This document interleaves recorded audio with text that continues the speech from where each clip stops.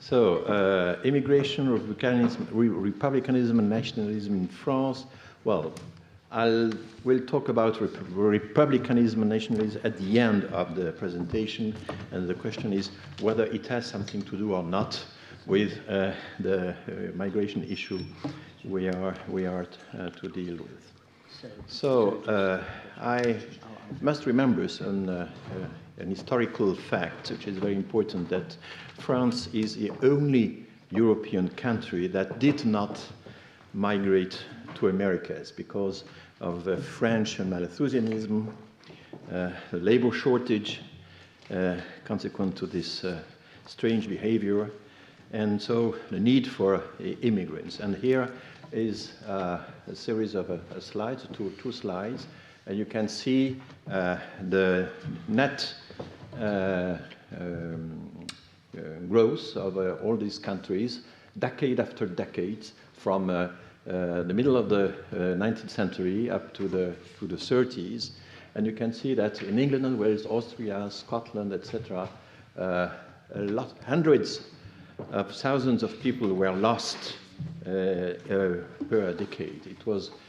It's very striking in Germany, for example. So, and look here, other countries have the same destiny, and Italy especially in the last period, but France is completely apart. So it's very, very striking. France is the only country which really has gained population decade after decade during all the 19th century, with a natural production rate close to 1. So a very slight difference between the birth rate and death rate. And this is very typical.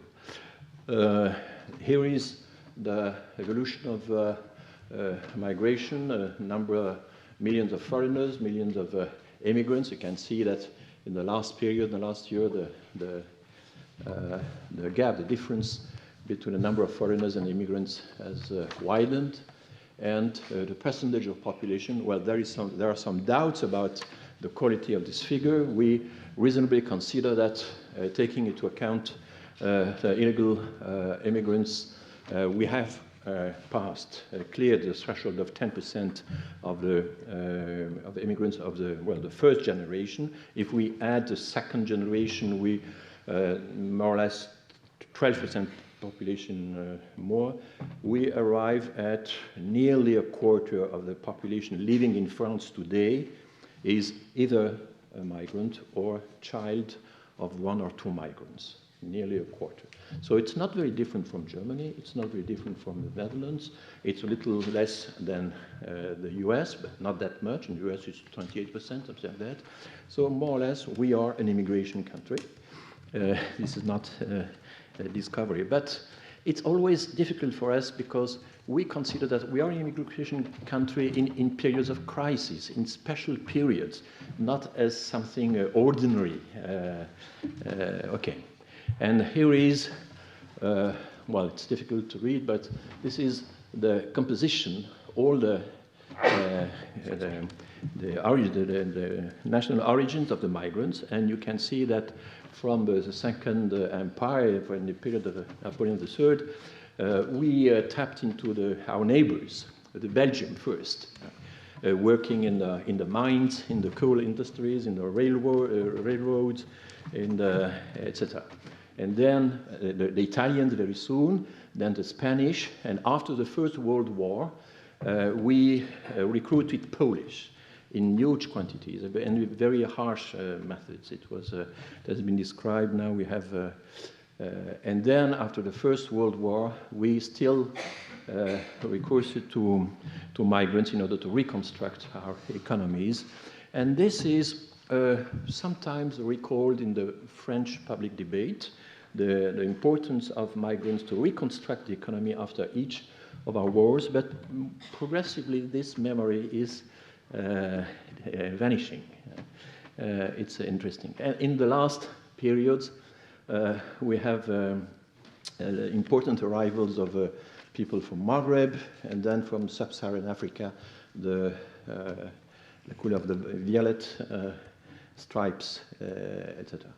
So a huge diversity, and more or less, in order to if I want to summarize, in the 1975 census, 20% of the migrants came from Maghreb or the rest of Africa, 20%, and now it's 43%. And of course, the public opinion is sensitive to this new visible migration. There is no doubt about it.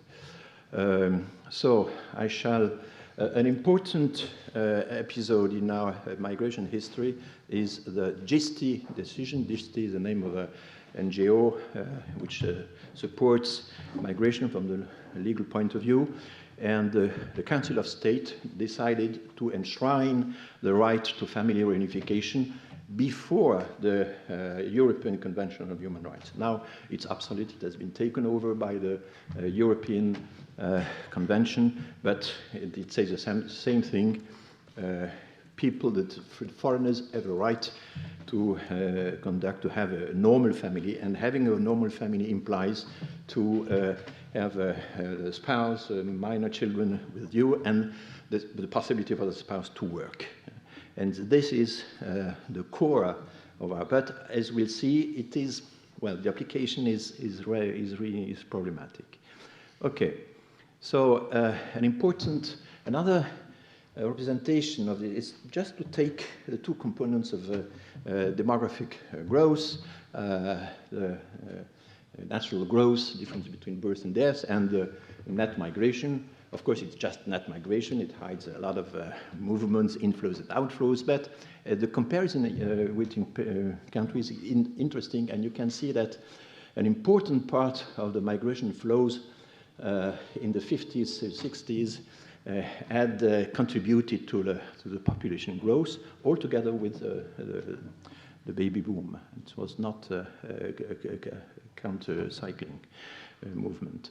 And then in 73, as you know, 74, after the Kippur War, after the oil crisis, we decided 1 year later, after Germany, to stop with the work immigration. And so from then on, we have family unification, marriage migration, students with refuge, and so on and so on. Okay, so here is at the same scale, in proportion.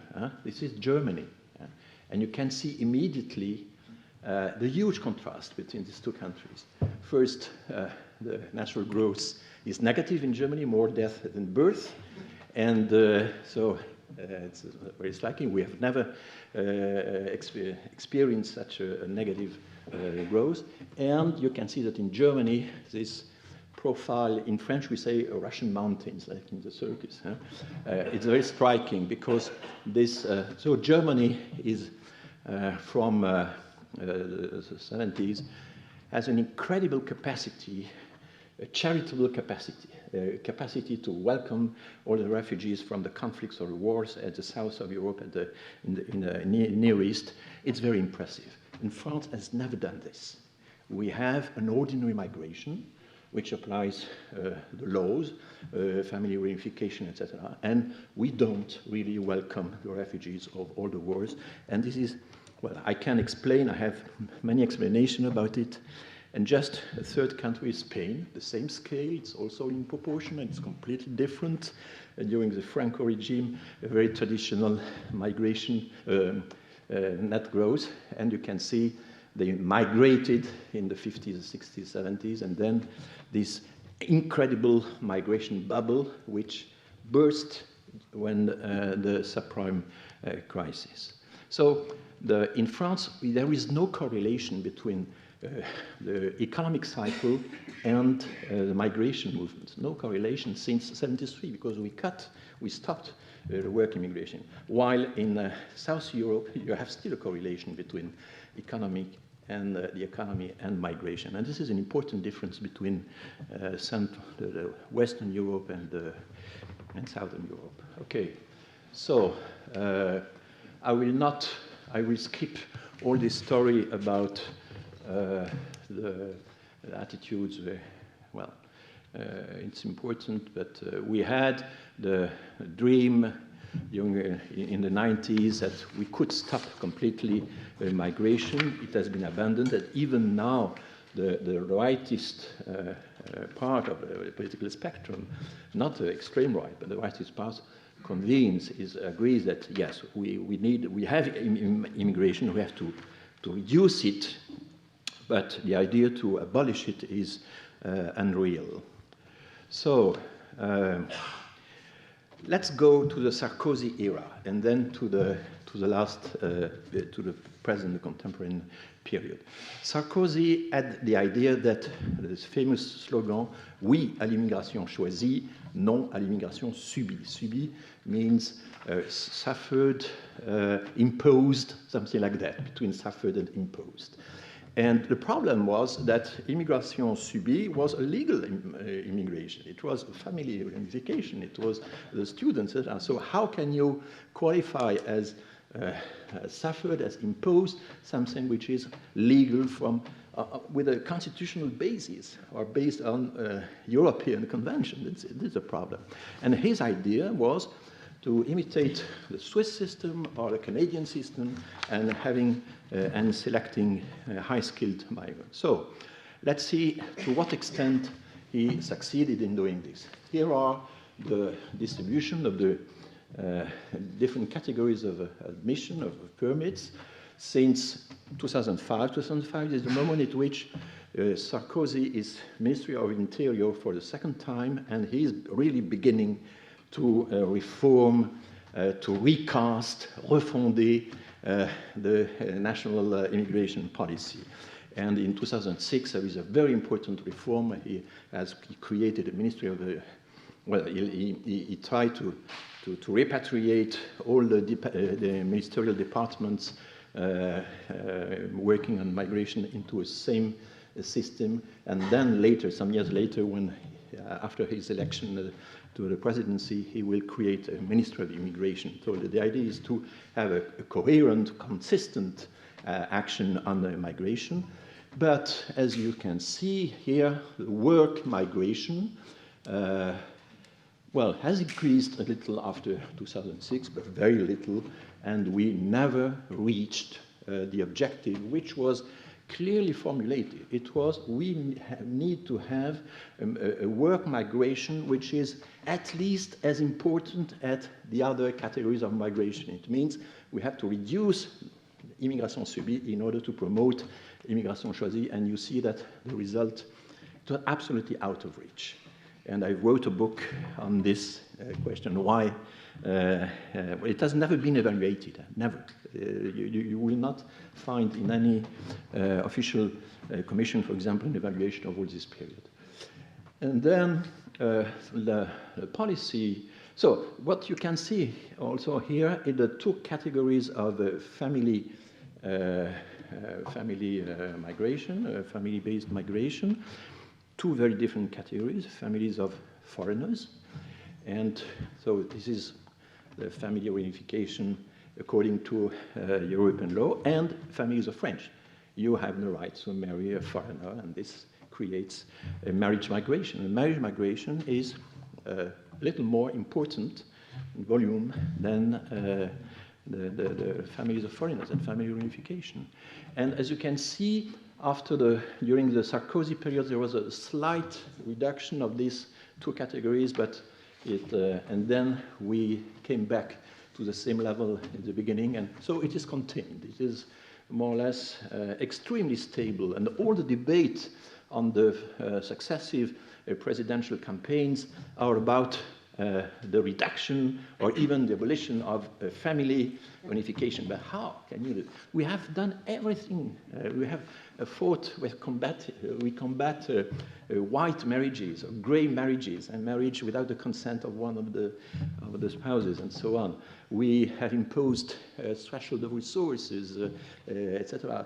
Previous knowledge of French. The idea is, in order to be integrated, you must be integrated before entry. And so we put the bar as the sooner and the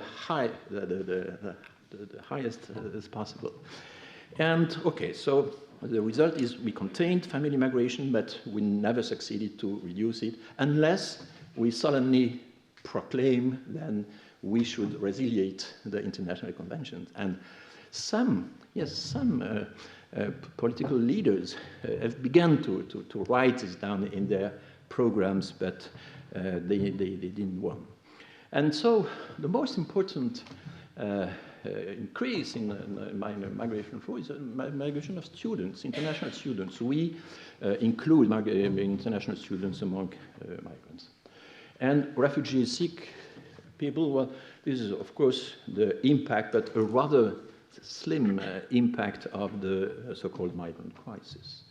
And this is exactly the same data, but with a separate representation of each. And I will finish with this graph. And this is something a little similar to the US system.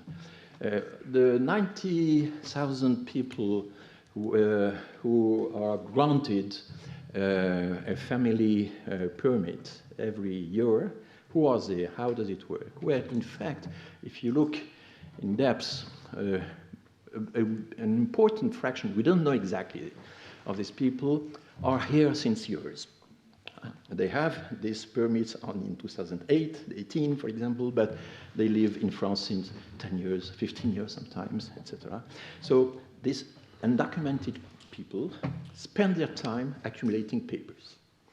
Papers which we call this in French preuve de présence, presence proofs, elements that prove they have, for example, attaches with a residential, medical, school, etc.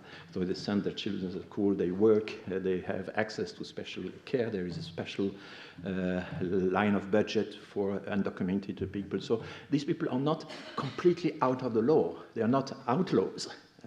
They are in a semi-status. And after years and years, when they have suffered enough, they can reach the Graal, which is the permit of stay. And you can see that for the spouse of French citizens, it's not, well, it's a little complicated, but then you have a series of measures. For example, if your child was born in France, he is now 13, he can become French, so now you're parent of a French child, so you can have the title. Or if you spouse somebody from European Union, or etc. So, and at the end, and this is my last statement, at the end, private and family life, VPF. This is a way, well, we are obliged to conform to the European Convention of Rights, and which say that if you have accumulated a certain number of links with a French society, it would be unproportionate to refuse you the permit. Okay, but the problem is, if you have some links with your origin country, you could make your family unification in your country of origin. So in order to repeal this argument, you have to demonstrate that you have no longer any link with the country of origin. So many parents, for example, dissimulate the existence of children who are still living in France, or dissimulate the fact that during some years the children were still in Algeria, in Turkey, in Portugal, whatever.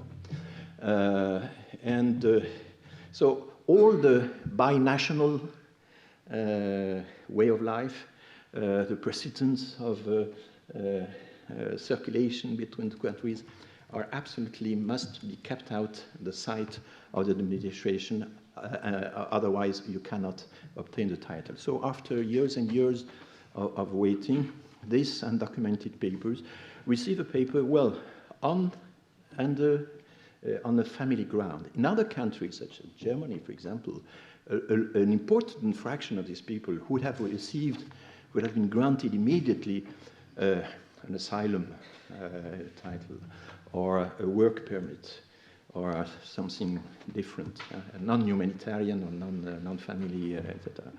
But this is the way we manage migration, and I've finished. Thank you.